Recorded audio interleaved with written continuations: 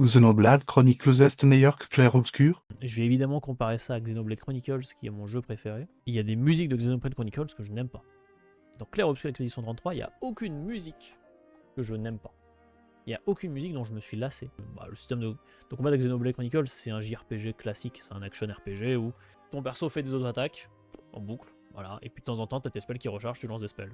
Et suivant ton positionnement, suivant les effets, tu fais plus ou moins de dégâts. Ça a des années-lumière du système de combat de Clair Obscur qui est infiniment meilleur. Le jeu, honnêtement, objectivement, le jeu est meilleur que Xenoblade Chronicles. Maintenant, je préfère toujours Xenoblade Chronicles, mais parce que il y a tout ce qui est à côté.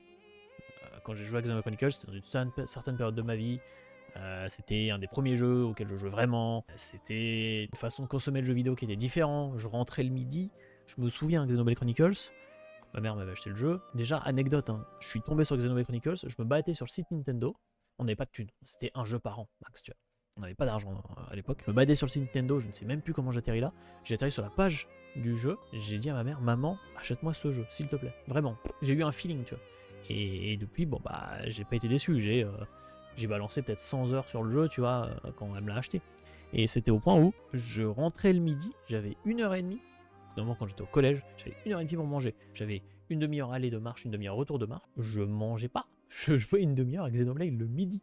Tiens, c'était à ce point-là, je mangeais pendant que je jouais. Je me souviens, tu vois, de ces trucs-là. Donc j'ai consommé Xenoblade différemment de Clair Obscur. Clair Obscur, c'est en stream, c'est avec vous. Mais c'est une aventure aussi unique parce que je crois que c'est la première fois que je fais un vrai let's play sur un jeu en stream. Là, en y repensant, ouais, c'est le jeu où il y a le plus de VOD, même devant WoW. Ça ne sera pas pour très longtemps, évidemment, mais c'est le premier let's play que j'ai fait en stream, donc c'est très bien. Donc en fait, objectivement, je préfère Clair Obscur à Xenoblade Chronicles.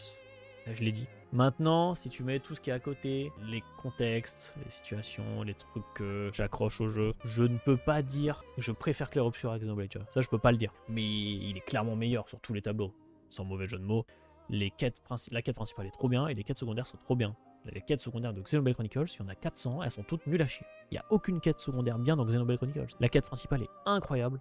Je préfère la quête principale de Xenoblade à celle de Clair Obscur. Mais voilà, tu vois. En fait, c'est limite tout. Les points que je donne à Xenoblade devant Clair Obscur, c'est l'histoire principale. L'histoire principale de Xenoblade, je la préfère à Clair Obscur. C'est tout. Même les personnages. Je préfère Maël, je préfère Verso. Par rapport à Shulk ou à Fiora, tu vois. Tout, je préfère juste l'histoire principale de Xenoblade, tu vois.